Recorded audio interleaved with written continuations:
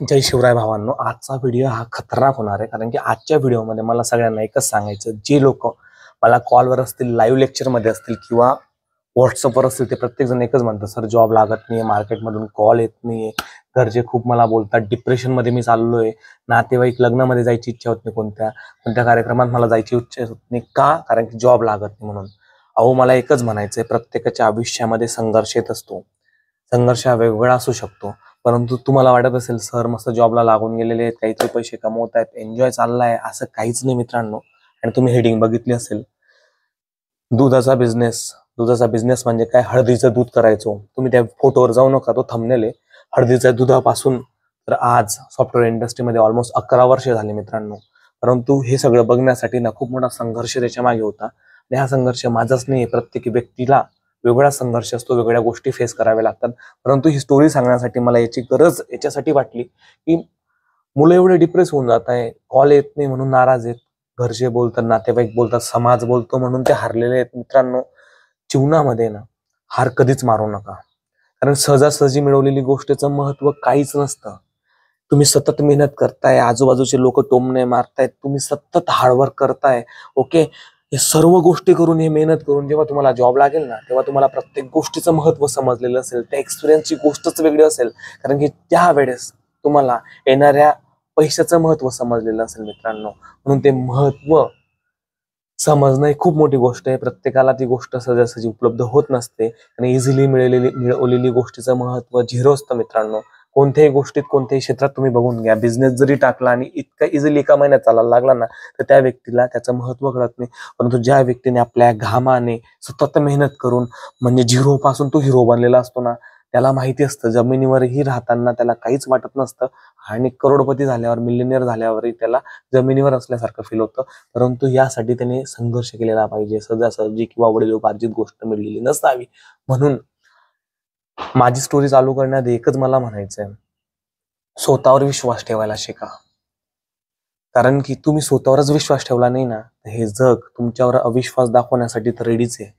तर यशाचं पहिलं पाऊल आहे स्वतःवर विश्वास ठेवायला शिका मित्रांनो. तुम्हाला जॉब लागणार, तुम्ही बिझनेसमध्ये मोठे होणार, ठीक आहे. फक्त स्वतःवर विश्वास असू द्या, स्वतःच्या गोष्टींवर, स्वतःच्या थॉट्सवर विश्वास ठेवायला शिका मित्रांनो, ठीक आहे. तर आता माझी गोष्ट, माझी जर्नी स्टार्ट करतो. सगळ्यात आधी 2012 साली माझी डिग्री कंप्लीट झाली. डिग्री कंप्लीट झाल्यानंतर मस्तपैकी पुण्याला गेलो मित्रांनो. पुण्याला गेल्यानंतर होतं काय माहिती का, वेगवेगळे प्रत्येक जण क्लास लावतो, मीही क्लास लावतो. क्लास लावल्यानंतर त्या जावाच्या लेक्चरमध्ये मन काही लागत नाही. अहो, ते शिकवता काय ना, मला फॉर लूप मध्ये इंटरेस्ट ना व्हाईल लूप मध्ये इंटरेस्ट होता.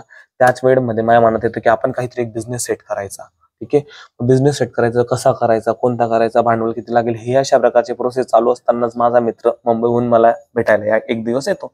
तो म्हणतो की आपण बिझनेसची एक आयडिया आलेली आहे आणि आपल्याला एक बिझनेस टाकायचा, ऑनलाईन एक वेबसाईट आहे आणि बुक सेल करायचे, ठीक आहे.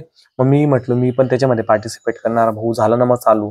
आम्ही वेगवेगळ्या कॉलेजला व्हिजिट करायला लागलो, पोस्टर बनवायला लागलो, सगळं चालूच झालं होतं. 1-1.5 महिन्यामध्ये आमच्या भांडणे सुरू झाल्या. फक्त काय नंबरवरनं असतंच मित्रांमध्ये, थोड्याशा गोष्टीवरनं भांडण झाली, बिझनेस दूरच झाला, सगळं काही कोलॅप झालं.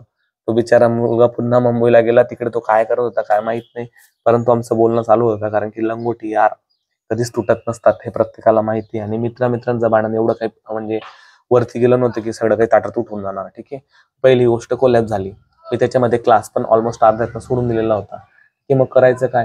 मी पण एक कंपनी रजिस्टर करायची आणि जिल्हा परिषद शाळांना डिजिटलाइज करायचं, सेकंड आयडिया होती माझी, ठीक आहे. डिजिटलाइज करायला सुरुवातच केली. 1-2 कॉलेजेस केला, माल सप्लाय केला, त्याच्यामध्ये तर मोठमोठ्या कंपन्या त्याच्यात इन्व्हॉल्व्ह झाल्या. ती पण आयडिया माझी फेल झाली. तिसरी आयडिया आहे, मी ठरवलं की आता आपण अशी काहीच गोष्ट करायची नाही. आपण आहे ना, कारण की मी सदाशिव पेठेमध्ये राहायचो तेव्हा, ठीक आहे. सदाशिव पेठेमध्ये राहत असताना ना, वडिलांनी आता मला सांगितलं की तू आता जॉब सर्च करायची इच्छा नाही ना, तर एमपीसीचा अभ्यास करा. एमपीसीचा अभ्यास तुम्ही काही करत नव्हतं तिथे, परंतु मी बघत होतो संध्याकाळी जी लायब्ररीमधून मुलं येतात, तिथे राहणारे सर्वजण तर संध्याकाळी हळदीचं दूध प्यायचे, खूप गर्दी राहायची. तर मी पण ठरवलं हळदीचं दूध बनवायचं. बाकीचे मित्र हसले, बाकीचे मित्र सपोर्ट करत होते, मी पण सुरुवात करून टाकली. सुरुवात तर केली हो हळदीच्या दुधाला. आणि राहिलं म्हणजे मित्र रात्री पिऊनच घ्यायचे, तो काही प्रश्न राहत नाही आपल्या पोरांचा. हळदीचं दूधही चांगलं झालं, त्याच्यातही खूप स्ट्रगल आला, कुठे तो हप्ता द्यावा लागला, कुठे ते आपलं सगळं साहित्य उचलून नेलं, हा पण एक वेगळा स्ट्रगल होता. परंतु तिसरी आयडिया ही फेल ठरली.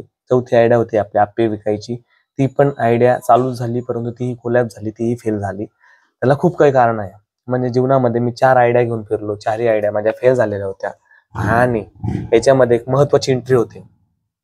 जेव्हा मी दुधाचा बिझनेस करत असतो ना, तेव्हा आई वडील व्हिजिट करायला आलेले असतात. ठीक आहे, आणि बघतात की आपला पोरगा हळदीचं दूध विकतो. इंजिनिअरिंग केली, इंजिनिअरिंग केल्यानंतर पोराला काहीतरी स्वप्न दाखवले होते, इतके लाख रुपये खर्च केला आणि पोरगा करतो काय. आणि आपल्या मराठी लोकांची, म्हणजे त्यात माझ्या वडिलांची टेंडन्सी नाही की बिझनेस करावा आपल्या घरच्यांनी, त्यांना ते माहितीच नाही ना ते कसं रुचून जाईल त्यांच्या मनाला. त्यांनी पूर्ण ह्या त्या वेगवेगळ्या शिव्या दिल्या, वेगवेगळ्या गोष्टींनी डिमोटिवेट केलं, डिप्रेशन झालं. आणि मित्रांनो, सगळं काही कोलॅप्स झालेलं होतं. त्या दिवसाची रात्र मी सांगतो, अक्षरशः माझ्या डोळ्यात नष्ट होता. जो मुलगा एवढा खंबीर होता तो पूर्णपणे कोलॅप्स झालेला होता. आणि ती जागा मला अजूनही आठवते. सदाशिव पेठेमध्ये आणि इकडनं डेक्कन कॉर्नर कडनं जेव्हा ते नदीकडे जातो ना, तिथे बसायला जागा आहे, त्या ठिकाणी बसलेलो होतो मी.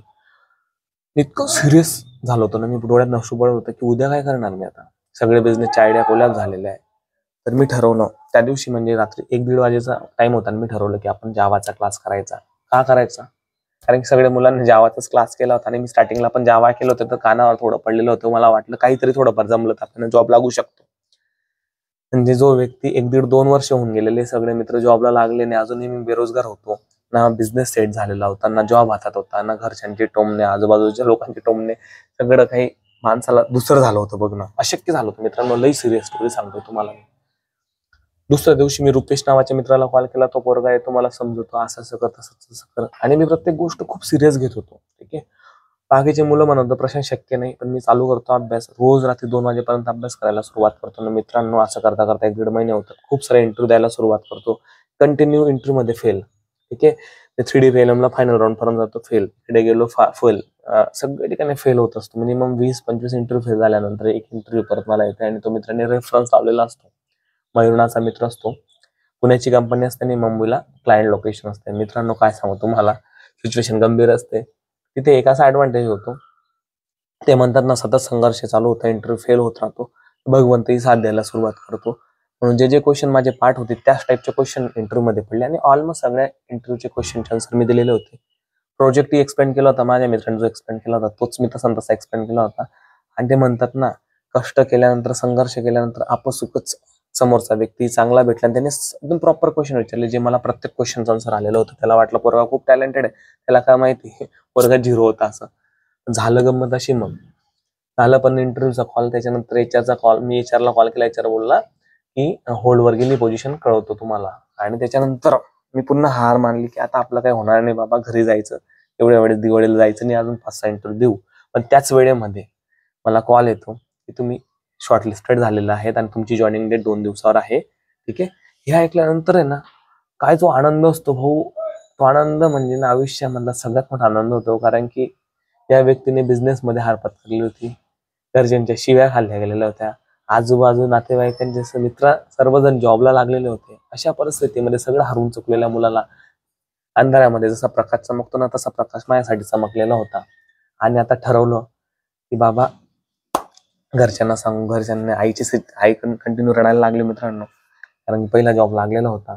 इमॅजिन करा मित्रांनो, पहिला जॉब लागला मला इकोटेक मध्ये. आणि एकदाचा पहिला जॉब लागला ना, खूप संघर्ष होता तिथे पण. सकाळी 7 ऑलमोस्ट रात्री 7-8 पर्यंत कंटिन्यू काम जमायचे नाही, मेहनत चालायचं, डिबगिंग चालायचं. या सर्व गोष्टी नंतर मग आपलं कसं आहे, आपण इथला एक्सपिरियन्स, त्याच्यानंतर नॉलेज येतं. आणि त्याच्यानंतर मग मी इन्फोसिस मध्ये प्लेस होतो. इन्फोसिस नंतर मी एका कंपनीत प्लेस होतो, त्याच्यानंतर IBM मध्ये प्लेस होतो. ठीक आहे, ही जी जर्नी मित्रांनो, ही जर्नी मला तुम्हाला याच्यासाठी सांगायची होती की ना, सतत संघर्ष करत राहा, सतत मेहनत घेत राहा, सतत. प्रत्येक लाईफ ही एक चॅलेंजेस आहे. ठीक आहे, लाईफ एक चॅलेंज आहे. प्रत्येक वेळेस एक चॅलेंज संपल्यानंतर दुसरं चॅलेंज येणारच आहे. म्हणून येणार, डिप्रेस होऊ नका, हार मानू नका. 4 लोक तुम्हाला डिमोटिवेट करणारे असतील, पॉलिटिक्स खेळणारे असतील, या जीवनामध्ये प्रत्येक गोष्ट तुमच्या वाट्याला येणार आहे. त्यांच्यावर मात करून पुढे जाण्यासाठी नेहमी रेडी राहा. तुम्हाला मी माझी स्टोरी सांगितली. 2012चा पास आउट झालेला मुलगा 2013 आणि 14 मध्ये लागतो जॉबला. चुकीचं बोललो, 2014 ते 15 मध्ये जॉबला लागतो. 2 ते 3 वर्ष मीही संघर्ष केलेला आहे. म्हणून 1 वर्ष जॉब नाही लागला म्हणून हार मानून जाऊ नका. 2 वर्ष लागला म्हणून हार मानून जाऊ नका. तुमच्या समोर हे सर जे लेक्चर घेतात मराठीमधून, तुमच्या समोर जे बसलेले सर आहेत ते मराठीतून बोलतात, जावा शिकवण्यासाठी धडपड करतात, इन्स्टावर सांगण्याचा प्रयत्न करतात. का चाललाय? कारण की मी पण 3 वर्ष मेहनत केलेली. ठिकठिकाणी हार पत्करलेली, ठिकठिकाणी हार पचवलेली मित्रांनो, लोकांचे बोलणे ऐकलेले, टोमणे ऐकलेले. मग तुम्ही आज ते करत असणार ना, तर हा व्हिडिओ त्या प्रत्येक व्यक्तीसाठी, ही स्टोरी माझी त्या प्रत्येक व्यक्तीसाठी की बाबा एक नॉर्मली दूधचा बिझनेस टाकणारा मुलगा आज IT मध्ये येऊन लाखांमध्ये पगार घेतोय, तर त्यासाठी हा एक त्याच्या मागचा संघर्ष असतो. सरळ इतके इझिली सगळ्या गोष्टी भेटून जात नाही, आणि ज्याला भेटून जातात त्याला त्याचं महत्व नसतं. कारण प्रत्येक जण असं शिकवण्याचा प्रयत्न करत नाही, कारण ज्याच्या वाट्याला हा संघर्ष आलेला असं तो व्यक्ती प्रत्येकाला म्हणणं असतं, त्या व्यक्तीचं म्हणणं असतं की माझा जो अनुभव आला असा वाईट अनुभव प्रत्येकाला येऊ नये, त्याच्यासाठीचं काहीतरी आपली मदत म्हणून मी ही गोष्ट सुरू केलेली. मित्रांनो, व्हिडिओ आवडला असेल तर कमेंट सेक्शन मध्ये जय शिवरायला, ठीक आहे. आणि प्रत्येकाने व्हिडिओला लाईक, शेअर आणि कमेंट करा मित्रांनो. म्हणून फक्त एकच मला म्हणायचंय, संघर्ष हा त्यांच्याच वाटेला येतो ज्यांच्यामध्ये तो संघर्ष पेलण्याची ताकद असते मित्रांनो, ठीक आहे. म्हणून नावही त्यांचंच निघतं. म्हणून संघर्ष जेवढा तुम्ही ताकदवान करणार तेवढीच तुमची प्रगती जास्त मोठी असणार आहे मित्रांनो, ठीक आहे. म्हणून ते म्हणतात ना, भगवंत म्हणत नाही का, एक बाण असतो आणि बाण आपण मागे टाणतोय. बाबा बाण जेव्हा मागे ताणला जातो म्हणजे आपण फेल झालो, पहिल्या पायरीवर आपला बाण ताणला जातोय, दुसऱ्या पायरीवर झालो बाण अजून ताणला जातोय, आपले मित्र जरी जॉबला लागतील, तिसरा चौथा असे खूपदा आपण हार मी पत्करत होतो. परंतु भगवंतांनी जेव्हा माझा बाण सोडला तेव्हा माझे मित्र जिथे पुढे गेलेलो होतो ना, त्यांच्यापेक्षा मी पुढे जाऊन बसलो. कोणामुळे? मेहनतीमुळे, संघर्षामुळे, हार न मानण्याच्या टेंडन्सीमुळे. आणि एक महत्वाची गोष्ट, तुमची मेहनत, हार न मानण्याची टेंडन्सी आणि सतत संघर्ष करत असताना तुम्हाला भगवंत साथ देणार. आणि ती साथ लाभली म्हणजे तुमच्या आधी पुढे गेलेले कितीही लोक असो, तुम्ही त्यांच्या पुढे जाण्यापासून किंवा तुम्हाला यशापासून कोणीच रोखू शकत नाही मित्रांनो. म्हणून संघर्ष करत राहा, मेहनत करत राहा, अभ्यास करत राहा, हार्डवर्क करत राहा. एज भेटल्या वाचून राहणार. आणि मित्रांनो, व्हिडिओ आवडला असेल कमेंटमध्ये जय शिवरायला, आपल्या व्हिडिओला लाईक करा, शेअर करा आणि सबस्क्राईब करा मित्रांनो. चलो बाय.